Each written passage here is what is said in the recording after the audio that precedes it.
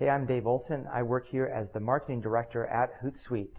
That means I oversee all the stuff about community building, customer support, and all the stuff that you see publicly, press releases and blog posts and so on for HootSuite. In case you don't know, HootSuite's a social media dashboard, which means it's a tool that allows you to update multiple social networks like Twitter, Facebook, LinkedIn, WordPress.com, Foursquare, and so on, using multiple editors. So if you have a team of people in your organization that all need to access the same social media accounts, you can do that without sharing passwords and so on. Plus, there's all kinds of other stuff built in there about tracking results through statistics and monitoring conversations, assigning things to team members, and so on and so on. I came to HootSuite after years of doing kind of social media, well, really before we called it social media, of doing kind of grassroots promotions using the web as a tool, really since 1995. So I've learned all sorts of different ways of doing it. And really what I've learned is that it all comes down to telling a good story and amplifying that story to where your audience is at. And I've kind of been practicing this my whole life in some ways. Ever since I was a kid, I made Ditto Machine newsletters. I worked at Kinko's for 3 months just so I could use the color copiers after hours to make punk rock fanzines and poetry chapbooks. So to me, it's like I've been practicing for this job and waiting for a tool like HootSuite my whole life. The HootSuite team from last year, we grew from about 7 after we spun off from Invoke, the agency that created HootSuite, up to about 27 people now, and we're all here in Vancouver in one office with very few exceptions. We don't have offshore development teams. We don't have corporate puppet masters. We don't have head offices.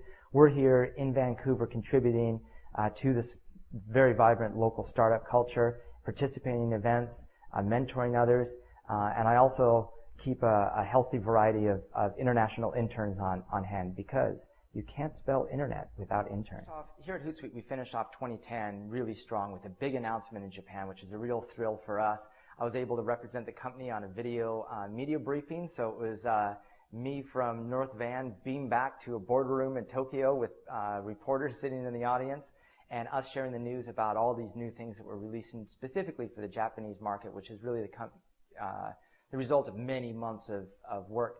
Starting in 2011, you're going to see a few exciting things because we've opened up an API. So soon we'll be adding a lot more apps from third-party developers. They're going to be able to add more networks and more mashups and extensions right into the HootSuite dashboard.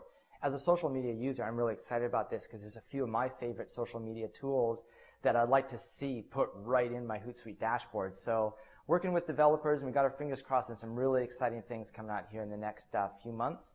The other thing that's really noteworthy is our crowdsourced translation project. This kind of goes back to our international growth, but in order to localize the dashboard for all these different markets, we went to our users and said, hey, can you give us a hand?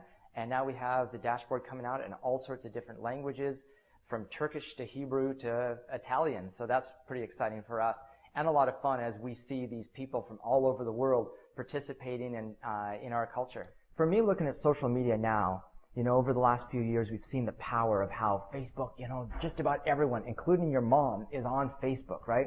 And then Twitter over here, things can ramp up and become this huge story so quickly in Twitter. Or YouTube, people get enamored about, oh, look at this person who made this goofy video in their bedroom and they have 2 million hits. I think that those inflated numbers and that hugeness of the internet isn't the true power. The true power is finding people around the world who have the same interests as you do, so that they really have the same niche interests. So if you're really into quilting or beer or Canucks hockey or whatever, you don't care about everyone in the entire world who cares about everything. You care about the people around the world who are really into microbrews. Your mama always told you you're 1 in a million, right?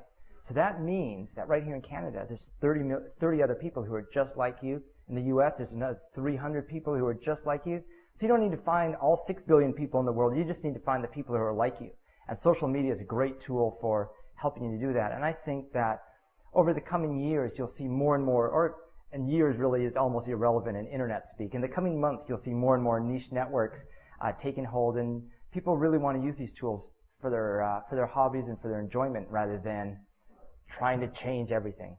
I think a lot of the really exciting use and innovation in the social media space has really come from small and medium businesses. These are the grassroots businesses that really have to look for every advantage they can find in order to grow their business. That when small businesses, they look at an expenditure and say, well, if I don't spend it on this, I can spend it on groceries, right? So every expenditure is a big deal. So they really have to carve out the most efficient ways of doing things. And I think that what's really exciting for small businesses now is the geolocation features that are coming in these social media apps. And you're seeing this in Facebook, Twitter, and Foursquare and so on. But I think by closing the loop where you can make search very local and real time is incredibly powerful. Let me give you an example. Let's say you're an accountant in North Vancouver. You can do a search on Twitter for taxes or bookkeeping or accountant or whatever, right? But if you're getting results from New York and Sao Paulo, Brazil, and all over the world, it's just really a waste of your time. But if you can geolocate your search results, so you're searching for just people looking for an accountant within 25 kilometers of you, or a dentist, or a massage therapist, or a yoga studio, or whatever, you're able to then jump into those conversations, give them some answers, give them a little bit of guidance, and then when it comes time for them to make a decision, oh, geez, I now need an accountant to help me with my taxes. They're going to remember, oh, remember there's that guy in North Van who answered my questions? And oh, look, I have his Twitter handle right here. And you can jump right in there and contact that firm rather than having to scout around using these traditional things like Yellow Pages. The other great thing about that is by tying in with other services, you start to see reviews and get other people's ratings. So I sent out a note the other day saying, hey, I'm looking for a new dentist in the area. Does anyone have any recommendations? Bam, right away people see that on Twitter and they're able to give me a few recommendations. So I'm not just going into somewhere without any kind of feedback or any kind of impression in advance. So for small businesses, it'd be smart for them to be paying very close attention to their brand name, their product name, and their industry terms with a geolocated search and spending 20 minutes every day jumping in there and answering questions and offering some advice, and it will come out great on the bottom line. At Social Media Unplugged, I'm going to be sharing some examples, some real practical examples that I've learned from years of doing this kind of stuff, including what I do here at HootSuite, because I have kind of a unique situation of using a social media tool to promote a social media tool. But I'll tell you some stories from the trenches as we've grown from 250,000 to 1 million users in 2010, including a lot of those users being international in Japan, Brazil, Netherlands, and so on, and how we've outreached to them.